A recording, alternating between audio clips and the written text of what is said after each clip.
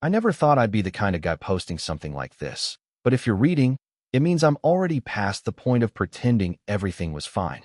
My name is Evan Mercer. I'm 24, born and raised in Briarwood, Ohio. A town small enough that everyone knows your coffee order and big enough to make you believe you'll disappear if you ever leave. For most of my life, I thought that was comfort. Turns out, it's a cage when things go wrong. Lily and I had been together for almost 3 years. High school sweethearts who made it, at least by Briarwood standards. Same routines, same jokes, same Friday nights. People said we were solid. I believed them because it was easier than questioning what solid really meant.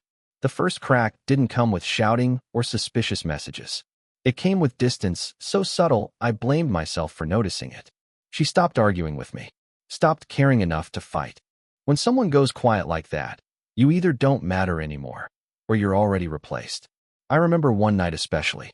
She was sitting on the edge of the bed, scrolling through her phone, smiling at something she didn't share. I asked what was funny. She said, "Just work stuff." The lie wasn't dramatic. That's what scared me. It was smooth, practiced. I didn't confront her. Not yet. In Briarwood, confrontation spreads faster than truth, and I wasn't ready to be that guy. The one everyone whispers about at the diner. A week later, she started going out more. Girls' nights. Overtime shifts. I told myself relationships need trust, even as my chest tightened every time her car pulled away. The night everything changed was unremarkable on the surface. A Tuesday, rain tapping against the windows. Lily said she'd be late again. I stayed home, scrolling mindlessly, trying not to imagine things I wasn't ready to know. Around 11 p.m., my phone buzzed. It wasn't a message for me. It was from Lily, to someone saved as Nate, Jim. Just one line previewed on my lock screen. "I wish I was still with you right now." I stared at it longer than I'd like to admit. Long enough for my brain to run out of excuses.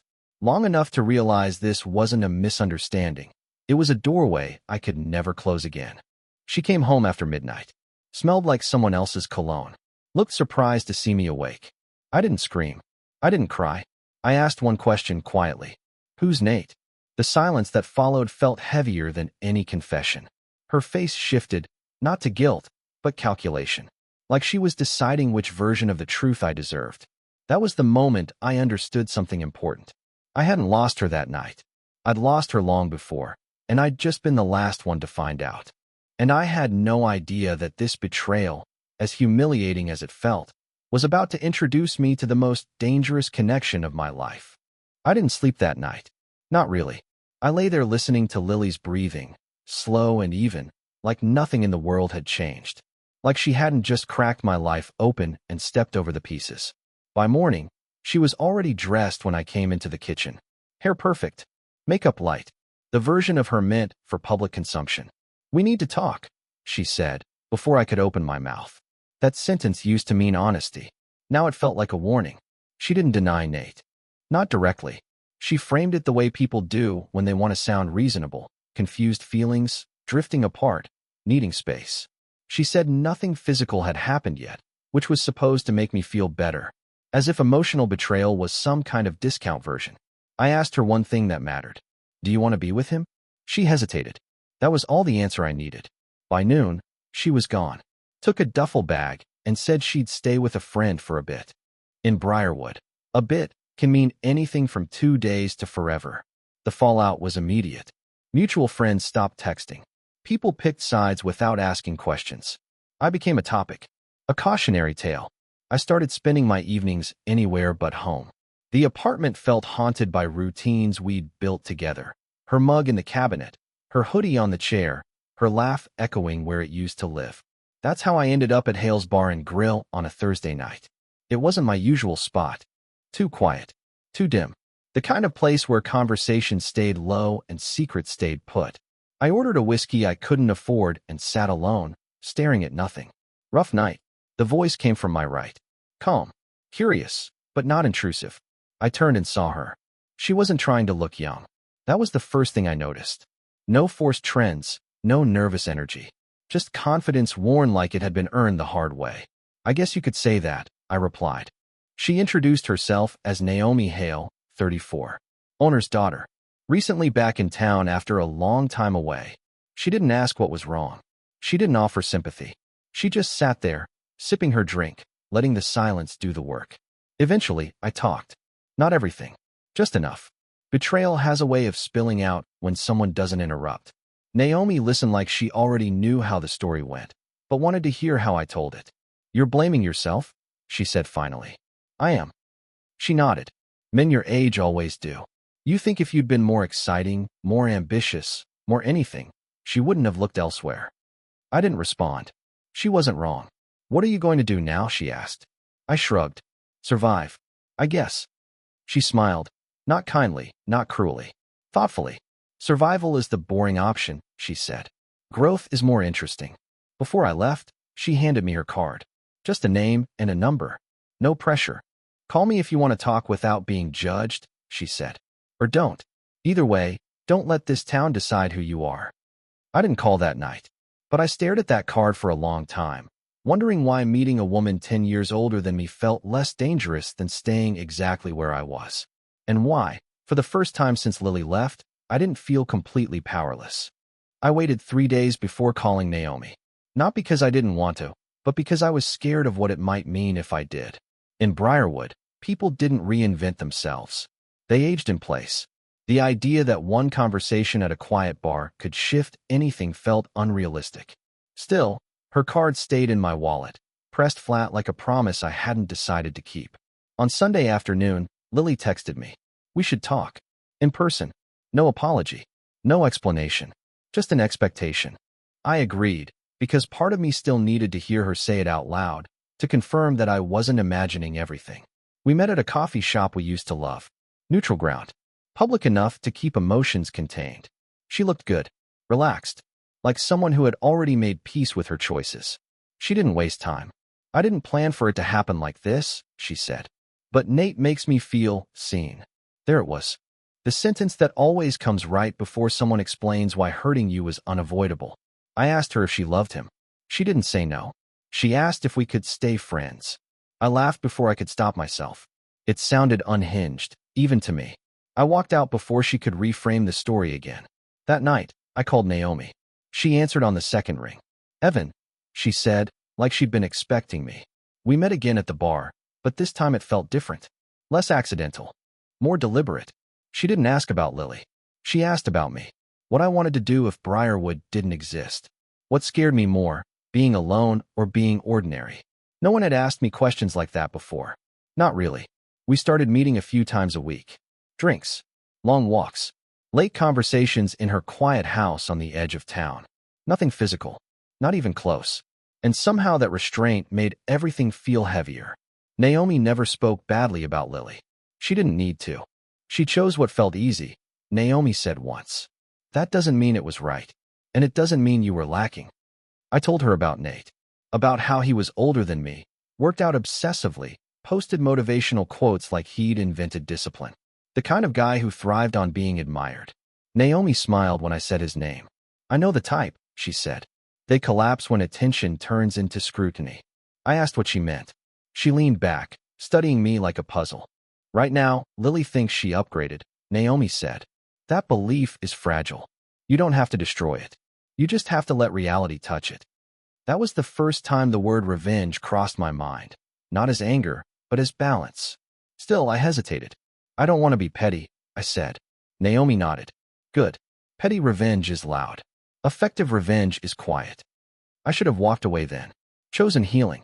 Taken the moral high ground. Instead, I felt something wake up inside me. Not cruelty. Clarity. Naomi wasn't suggesting lies or sabotage. She was suggesting patience. Timing. Letting people reveal themselves.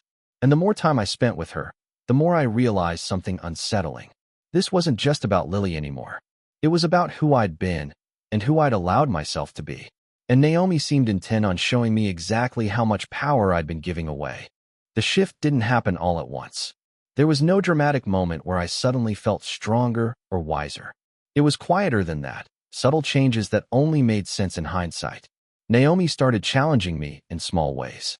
She asked why I still dressed the same way I had at 19. Why I talked about leaving Briarwood but never took steps toward it. Why I let Lily define the version of me I thought was acceptable. None of it felt like criticism. It felt like someone finally expecting more from me. One evening, she invited me over for dinner. Nothing fancy. Pasta, wine, soft music playing low. Her house reflected her. Calm, intentional, lived in. No clutter, no chaos. Just choices made on purpose. You know, she said, pouring wine.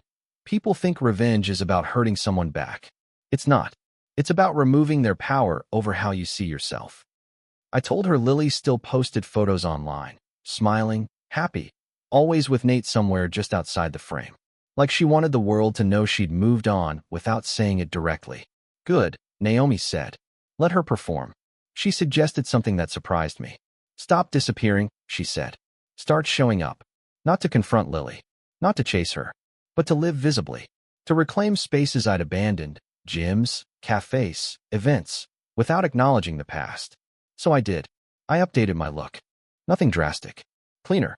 More intentional. I started working out, not obsessively, but consistently.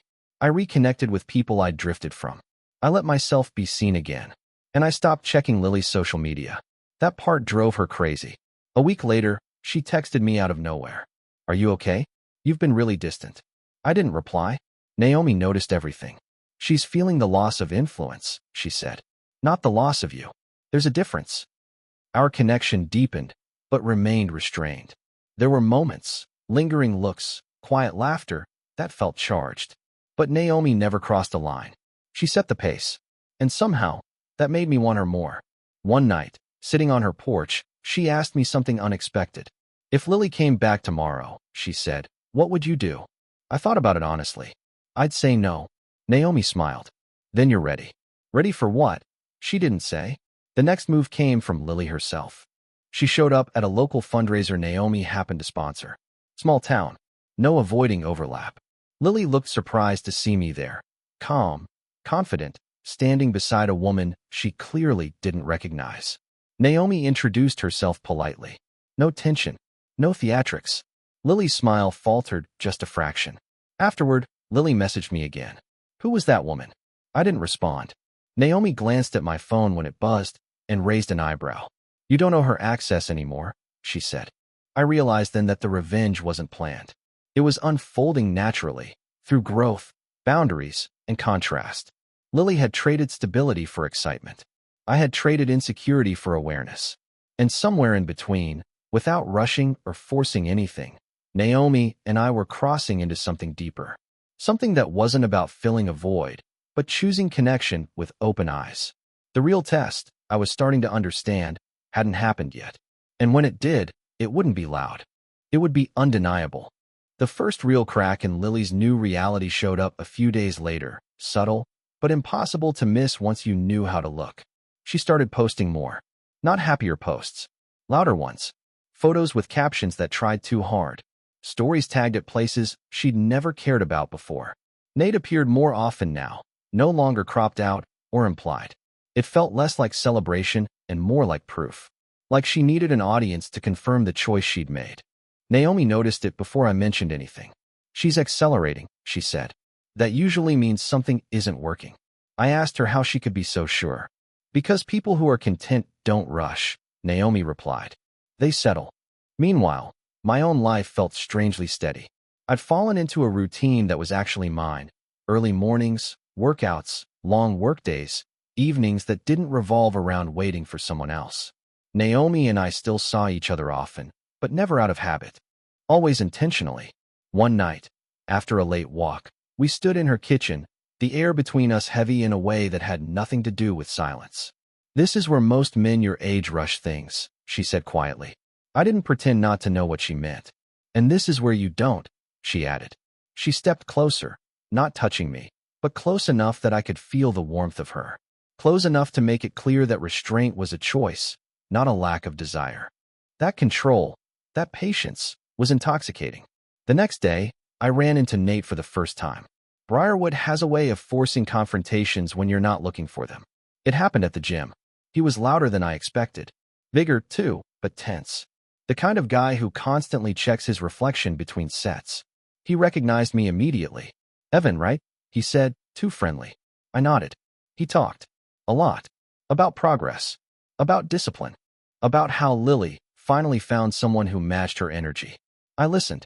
He asked if things were cool between Lily and me. Yeah, I said. We're good.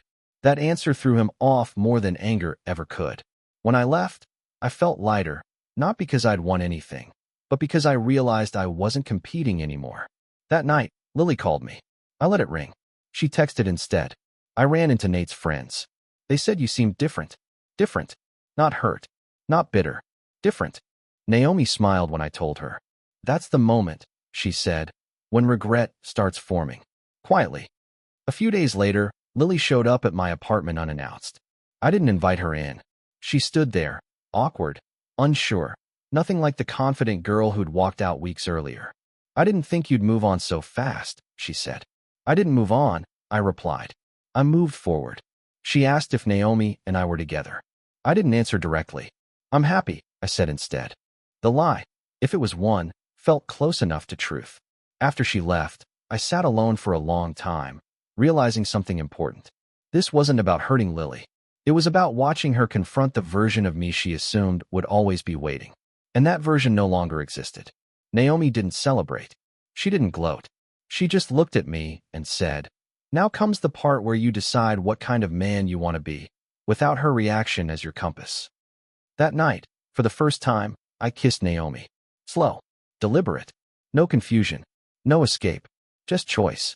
There was no sudden rush to define us, no awkward, what are we now conversation. If anything, Naomi became even more intentional about pacing. Like she wanted to make sure whatever we were building could stand without secrecy or impulse holding it up. And I respected that, more than I would have thought possible a few weeks earlier. What surprised me was how much Lily unraveled once she realized I wasn't chasing, reacting, or available. She started showing up everywhere I was. The grocery store, the park, even the gym. At times she knew I'd be there. Always accidental. Always just coincidental enough to feel planned. One afternoon, she cornered me by my car. Did I mean nothing to you? She asked. I looked at her and felt something I hadn't expected. Nothing. No anger. No longing. Just distance. You meant something, I said calmly. But you don't get to define what that means anymore. That answer made her cry. Later, Naomi asked me how it felt. Clean, I said. Like I closed a door without slamming it. She nodded. That's how you know you're not doing this for revenge anymore. The real turning point came when Nate reached out. He messaged me on Instagram. No hostility. No insults. Just a request to talk. Curiosity won. We met at a bar outside town. Neutral territory. Nate looked different without the gym lights and mirrors. Less confident. More brittle. He didn't waste time. Lily keeps bringing you up, he said. Comparing me to you. I didn't sign up for that. I didn't respond. She says you changed, he continued. That you're not who you used to be. That's true, I said. He stared at his drink. I think she's still in love with you. I almost laughed, but caught myself. That's her problem, I replied. When I told Naomi about the conversation, she wasn't surprised. This is the part where the fantasy collapses, she said. Not because of anything you did, but because reality doesn't match the story she told herself. I asked her if she'd planned this. She shook her head. You don't plan consequences. You let people walk into them. Our relationship deepened after that, not dramatically, but honestly. We talked about our pasts, her failed marriage, my fear of being ordinary. We didn't pretend we were at the same stage of life. We acknowledged it and chose each other anyway. One evening, Naomi took my hand and said something I won't forget. Revenge only works when you stop needing it. That night, Lily posted a long message online about choosing herself and outgrowing people who can't meet her level. Nate wasn't tagged. 2 weeks later, they broke up. She didn't tell me. I heard it from someone else. I felt no satisfaction, just closure. And that's when I realized the truth. The revenge wasn't humiliating her. It was becoming someone she could no longer reach. When Lily and Nate ended things, the town reacted the way small towns always do, quietly, but thoroughly. No announcements. No drama. Just a slow shift in how people spoke, who they sided with, and which assumptions stopped being whispered and started being accepted. I stayed out of it. That was the part people didn't understand. They expected anger, or smugness, or some kind of public reaction that would validate their curiosity. Instead, I kept living the same steady life I'd built over the past few months. Work, gym, evenings with Naomi. silence where chaos used to be. Naomi noticed how easily I carried it now. "You're lighter," she said one night as we cooked together. "Not because you won, but because you let go." I told her that sometimes I wondered if I'd skipped a step, if I was supposed to feel more. She smiled. "Closure isn't loud. It's boring. That's how you know it's real." Lily reached out again after the breakup. This time, it wasn't vague or manipulative. It was honest. "I made a mistake. I see that now." I stared at the message for a long time. Not because I was tempted, but because I wanted to respond carefully. I didn't want revenge anymore. I wanted truth. So I replied, "I believe you. But believing you doesn't mean going back." She asked if we could talk. I declined. That was harder than I expected, but it was right. Naomi didn't read the messages. She didn't ask to. She trusted me, and that trust carried weight. It made me want to be worthy of it. Our relationship had crossed into something undeniable. Still calm, still intentional, but deeper now. Intimate in ways that had nothing to do with physical closeness. She challenged me intellectually, called me out when I avoided discomfort, supported me when I stepped forward instead of back. The age difference stopped feeling like a gap and started feeling like a balance. One night, I asked her if she'd ever regretted getting involved with me. She thought for a moment. "No," she said, "but I was careful." I asked why. "Because men your age often confuse intensity for commitment," she replied. "I wanted to see who you were when things settled." "And now?" I asked. She smiled. "Now I see consistency." That word stuck with me. Consistency was something I'd never been before. I'd reacted, adapted, compromised, but I hadn't been consistent. With Naomi, I was. The town noticed. Not dramatically, but in the way people do when they update their mental image of you without saying so. Lily stopped showing up where I was. Stopped texting. Slowly faded back into her own life. And I didn't chase her absence. One afternoon, Naomi and I drove out of town, just to see what was beyond it. No plan. No destination. Just movement. As we crossed the town line, Naomi glanced at me. "You don't belong here forever," she said. I nodded. "I know." That realization didn't scare me anymore. It felt like permission. Accepting that the town had given me everything it could. Accepting that staying out of loyalty would eventually turn into resentment. Accepting that growth sometimes looks like walking away without a fight. Naomi never pushed. She never suggested I follow her path or mirror her choices. Instead, she asked better questions. "What would you regret more in 5 years?" she asked one night. "Leaving or never knowing?" That question stayed with me. I started applying for jobs outside Briarwood. Not impulsively, thoughtfully. Places big enough to disappear into, but not so big that I'd lose myself. Naomi reviewed my resume, challenged my assumptions, reminded me not to undersell myself. Lily found out through someone else. She didn't reach out. That silence felt like the final punctuation mark. One evening, Lily and I crossed paths for the last time. It was at a gas station on the edge of town. She looked tired. Not broken, just worn down by expectations that hadn't delivered. We exchanged polite nods. Nothing more. As I got back into my car, I realized something. This was how it ends when it's done right. No closure speeches. No final arguments. Just mutual recognition that the story had already concluded. Naomi and I grew closer as the reality of change approached. The intimacy between us deepened, not rushed, not desperate. It felt chosen. One night, sitting on her couch, she asked me something directly. "Do you see this as temporary?" she asked. I didn't lie. "I don't know," I said, "but I don't want to treat it like it is." She nodded. That's all I needed to hear. We didn't promise forever. We promised honesty. That felt stronger. A week later, I got an offer. A job 2 states away. A step forward that scared me just enough to matter. I told Naomi first. She smiled, proud, and then quiet. "Are you taking it?" she asked. "Yes." She exhaled slowly. "Good." We talked late into the night. About distance. About expectations. About the possibility that our paths might not stay parallel forever, and how that didn't invalidate what we had. Naomi had taught me something critical. Connection isn't ownership. Love isn't possession. The night before I left Briarwood, I stood in my empty apartment and felt no grief. Just gratitude. For Lily, who showed me what staying small looks like. For Naomi, who showed me what choosing yourself looks like. And for the version of me that survived the betrayal without becoming bitter. The revenge had ended a long time ago. What remained was freedom. The morning I left Briarwood, The town looked exactly the same. That was the strange part. Same storefronts. Same quiet streets. Same sense that time moved slower there, like it was waiting for people to either give up or leave. I loaded the last box into my car and stood there for a moment longer than necessary, not out of nostalgia, but out of awareness. This was the last time this version of me would stand in this place. Naomi insisted on driving me out of town. We didn't talk much at first, not because there was nothing to say, but because everything important had already been said. The kind of silence that isn't awkward, just honest. At a red light near the highway entrance, she finally spoke.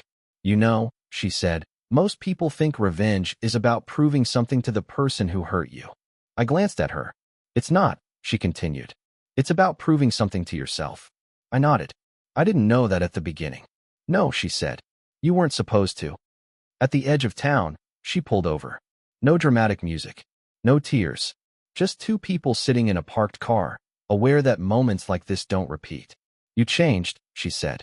"Not because of me, but because you were ready to stop being passive in your own life." I thanked her for her patience, her honesty, and for never treating me like a project. She smiled. "You were never broken, just untested."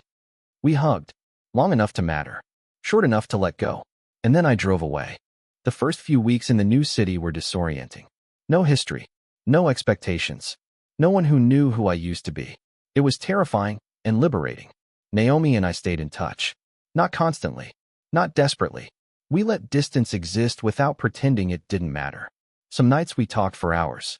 Some weeks we barely spoke at all. And that was okay. Lily never contacted me again. I heard through mutual friends that she stayed in Briarwood, that she bounced between jobs, that she told people she was focusing on herself. I believed her. I also believed she'd always wonder what would have happened if she'd chosen differently. As for me, I stopped wondering. One night, months later, I sat alone in my new apartment, scrolling through old photos. Not with longing, but curiosity, like looking at a stranger you once knew well. I didn't hate that version of myself. I understood him. He'd loved sincerely, trusted deeply, stayed loyal even when it hurt. Those weren't weaknesses. They'd just been given to the wrong person at the wrong time. And Naomi had helped me see that, not by saving me, but by refusing to let me stay small. I don't count the time the way I used to, by anniversaries, breakups, or milestones tied to other people. I measure it now by how often I recognize myself in the mirror, by how rarely I feel the need to explain my choices to anyone. Life didn't magically become easy. It became intentional. I still think about Naomi. Not with longing, but with respect. What we had wasn't built to last forever, and that's okay. Some connections exist to change your direction, not define your destination. We talk occasionally. Honest updates. No blurred lines. No regrets. She once told me, "If you walk away better than you arrived, the relationship worked." She was right. As for Lily, I don't hate her. That surprises people when they hear it. Hatred requires attachment. I don't have that anymore. What she did forced me to confront a truth I'd been avoiding. I'd been living a life chosen for me, not by me. The betrayal hurt, but staying that version of myself would have hurt more in the long run. Revenge was never the ending. It was the transition. The real victory wasn't watching her regret her choices or seeing her relationship fall apart. It was realizing that my worth was never something she could take with her when she left. If you're reading this because you've been betrayed, here's what I learned the hard way. Don't rush to be understood. Don't perform your healing.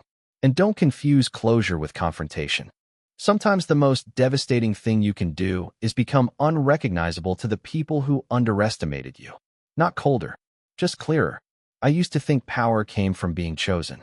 Now I know it comes from choosing yourself, consistently, quietly, and without needing an audience. Briarwood still exists. Lily still exists. Naomi still exists. But the version of me who needed their validation doesn't. And that's the ending I didn't know I was writing until I was already free.